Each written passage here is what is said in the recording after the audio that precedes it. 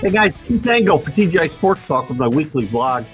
We'll try to keep it short. Might go a little bit longer today as I've got a topic that's just always weighs on my mind this time of year. We've got the Major League Baseball Hall of Fame vote coming up. The ballot's been released.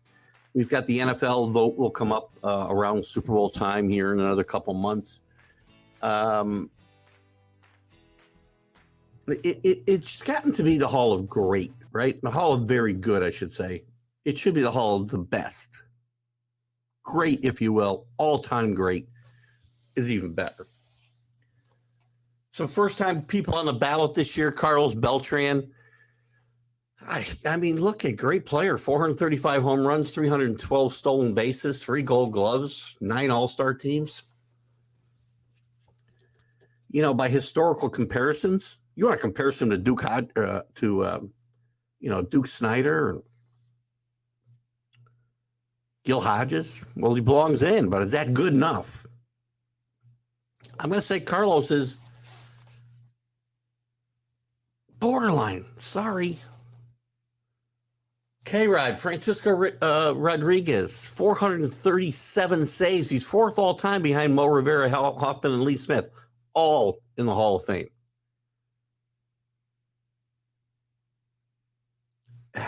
You know, I just don't know because these relief stats, these save stats are so blown out of proportion these days. Relievers are asked to do so little in my mind. K-Rod is, again, borderline in my mind. We've got some leftovers who are trying to get in, and Scott Rowland. Scott Rowland is a great player at a position that doesn't have a ton of Hall of Fame representation, third base. You know, you want to consider Scott Rowland, I don't have a problem. Great defensive player, one of the great defensive third basemen of his time for sure, and maybe all time. And he's gained from his first time on a ballot, 10% of the vote, to 63 next year, or last year, I should say. He's closing in on a 75% threshold. Probably needs, I don't know, 12 more votes. I'm going to put Scott Rowland in, fine, but I want to see guys like Greg Nettles in a Hall of Fame if you're going to put Scott Rowland in. Because this isn't just about players that have been put in that I don't think are deserving. I mean, look at last year's ballot alone. Gil Hodges, Tony Oliva, Jim Cott, Ted Simmons, all fine players. Man, are they Hall of Fame worthy? Are they better than Thurman Munson? Was Ted Simmons better than Thurman Munson at his peak? Now, I know he didn't play as long because he was tragically killed in a plane accident. Right? If Gil Hodges and Kirby Puckett are in the Hall of Fame, how could Don Mattingly not be in the Hall of Fame?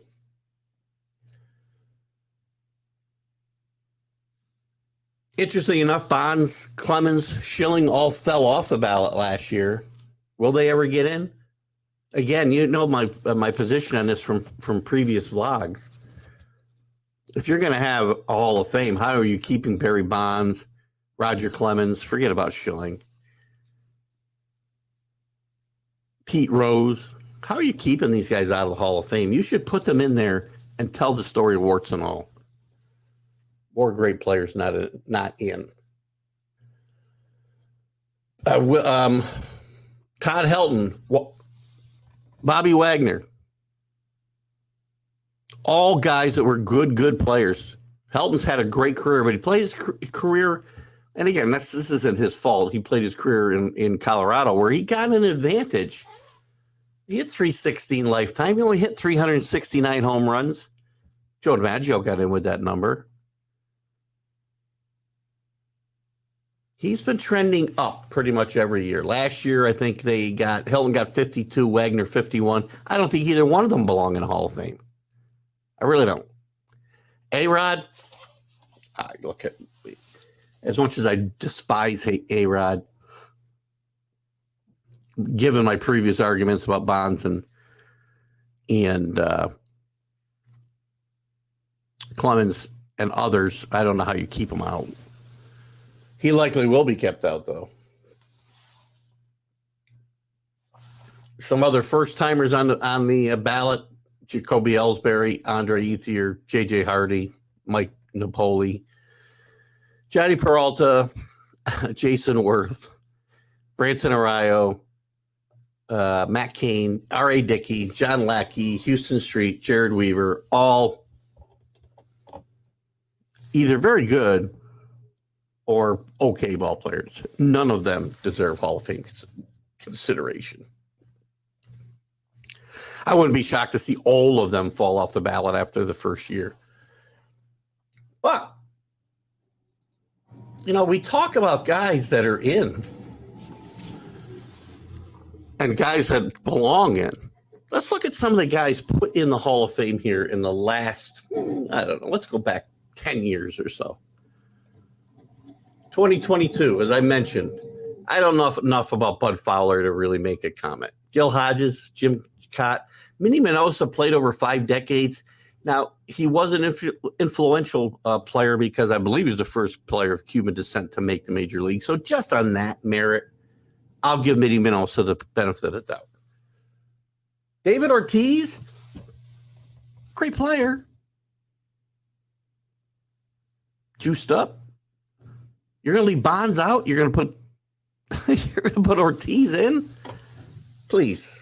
All or none, guys. 2021, none. This is one thing I like about baseball. No guaranteed people have to be in. In football, you got to get at least, again, the number I think is 6. But if nobody gets 75% of the vote, you don't get in. 2020, I think the class just got celebrated last year because of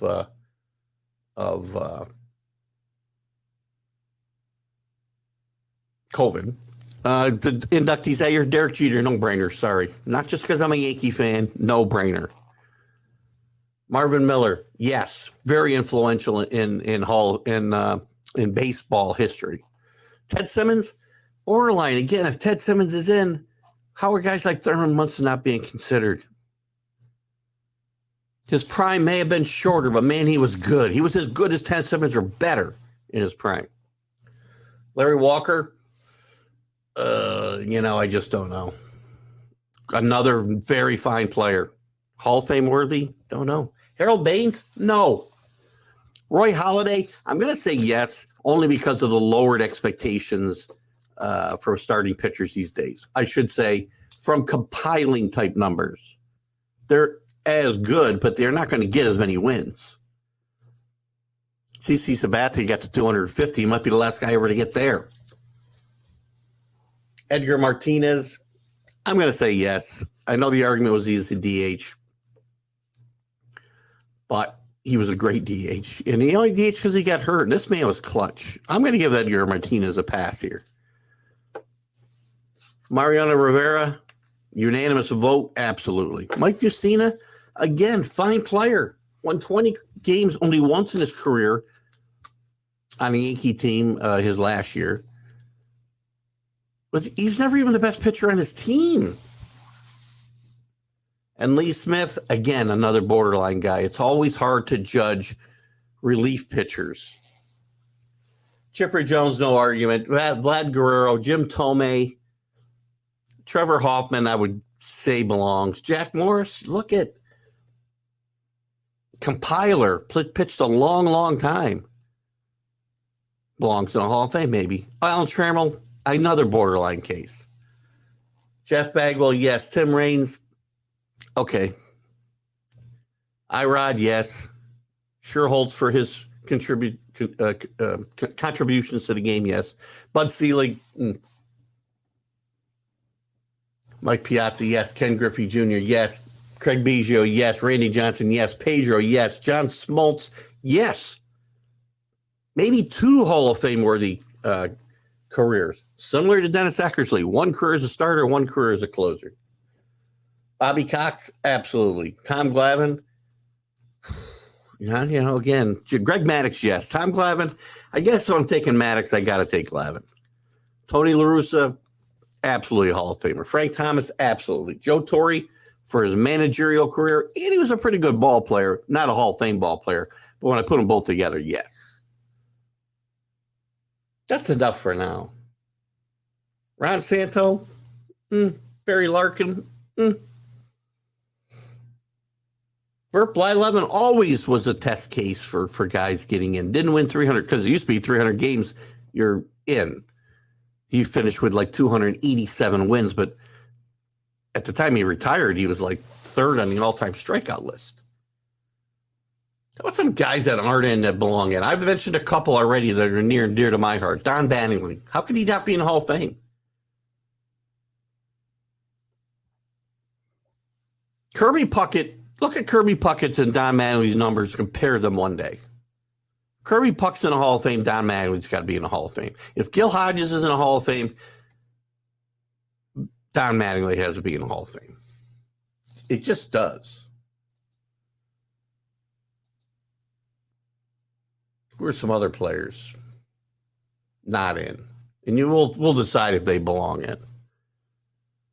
Because again, when it comes to the the steroid era, I have to be careful. I say put guys in and tell the whole story. But if I feel you're just a creation of the steroids, then no. Barry Bonds, Roger Clemens, Hall of Famers before they ever started doping.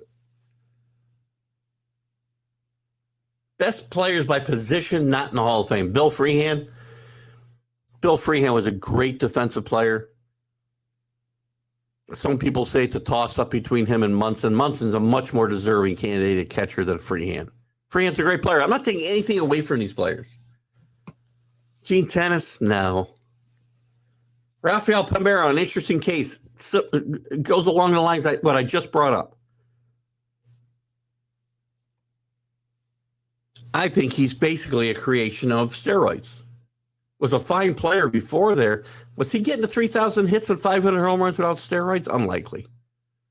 Lou Whitaker, never been a fan of this. I would say Jeff Kent more worthy than Luke Whitaker if we're going to talk about second baseman. One of the great omissions ever, and they list him here at third base, Dick Allen. Dick Allen played first base, third base, played the outfield. Dick Allen was a misunderstood individual in his day, not terribly friendly with the press, had his troubles in Philadelphia with the fans, was thought of as something of a malcontent, but he might have just been before his time. It was the times he played in that really made it hard for Dick Allen.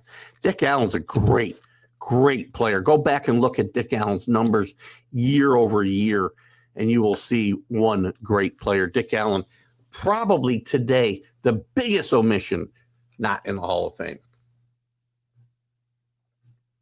And again, at first base, I'm getting Mattingly, not Palmeiro. Sorry.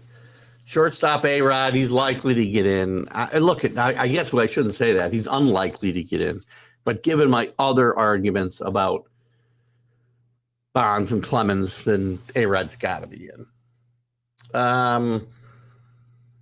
Some other notable infielders, Jimmy Rollins, Omar Vizquel, Nomar, Miguel Tejada, Jim Fregosi, all no's. No. Stop arguing for these guys. The outfield, Bonds, we already talked about. Definitely accrued a Hall of Fame career before he started doping. Put him in, tell the story as ugly as you want to make it. Kenny Lofton, he played for 11 teams, but that doesn't help him. Kenny Lofton was a good player for a pretty good period of time.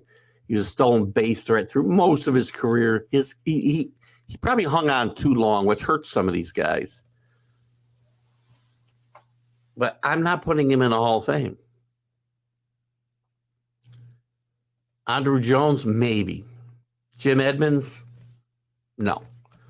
Dale Murphy, back-to-back MVP, hard to ignore, but overall his career was, non-pulsing. Jimmy Wynn, great player. In today's era, Jimmy Wynn would have been a Hall of Famer probably. But the way the game was played, the pitching dominated, higher pitching mounds, bigger ballparks. Shoeless Joe Jackson definitely belongs in the Hall of Fame. He's kept out for one incident where it's debatable whether he participated or didn't, or even knew what the hell he was doing because he was not the brightest guy ever to play in the major leagues. Hal McRae. I would argue, if we're going to put Edgar Martinez in as a DH, then Hal McRae should really be in there. 338 home runs, ton of seasons over 300, 100 RBIs, doubles machine some years. Needs to be in. Pitchers, Roger Clemens, we've already touched on. No way you keep him out. Other guys, Curt Schilling, no. Tim Lincecum, no. Louis Tiant, I would put in the Hall of Fame.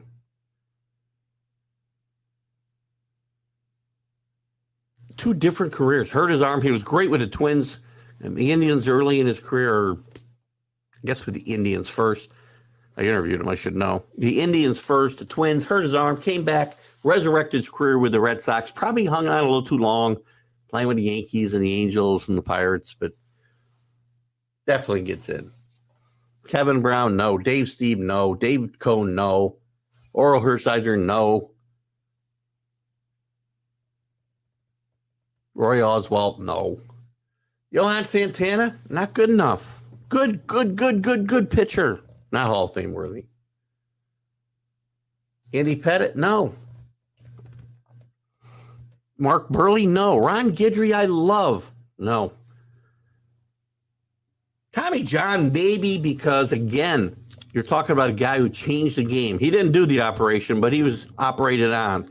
Tommy, he's got a surgery named after him. I would possibly make him a Hall of Famer. Mickey Lolich is an interesting case. A couple of the great seasons in baseball history, but overall, not the cumulative numbers Hall of Famers like to see. Dan Quisenberry, relief pitchers are very tough for me. Mo Rivera is a no-brainer. Goose Gossage, a no-brainer. But some of these other guys, Joe Nathan, Papelbon, Folk, Gordon, Henke, all up and down careers. Kent Tekulve, John Wetland's got other problems outside of baseball. No. Billy Wagner, no. Sparky Lyle. Again, all of these guys had up and down seasons. That's the thing of relief pitchers. Up and down, right and left. No pun intended. So you got a whole bunch of guys, some deserving, some not. The fact is the Hall of Fame watered down? And at the same time, we leave worthy candidates out? Does the process need to change? The NFL, where I said they have to get 6 guys in, at least their criteria is higher. You have to get 80% of the vote. And then they have cut down periods, right?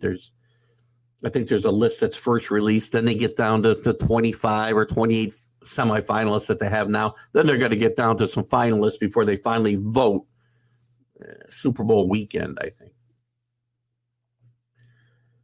And the NBA Hall of Fame I won't even get into. But to me, at the end of the day, I want a Hall of the best. Not very good. And all the players I mentioned, I don't mean to disparage any of them that they don't belong in the Hall of Fame by saying they don't belong in the Hall of Fame. They're great players. But I want to see just the best. What are your thoughts? You agree, disagree on any of this? You got your own candidates? I'll shoot them down. To me, I want to see no-brainers like Ken Griffey Jr., Barry Bonds, Mickey Mantle, Derek Jeter, Mo Rivera. Give me your thoughts, guys. And by the way, the pinnacles change. 500 home runs used to get you in. Will it anymore? Because home runs are not at a premium in the way that they were. For TGI Sports Talk, give me your feedback. Tell me I'm crazy. Tell me you agree. Tell me anything. Just say something and like and share this with your friends. And go to TGI Sports Talk and like and share and follow the show. Guys, have a great week.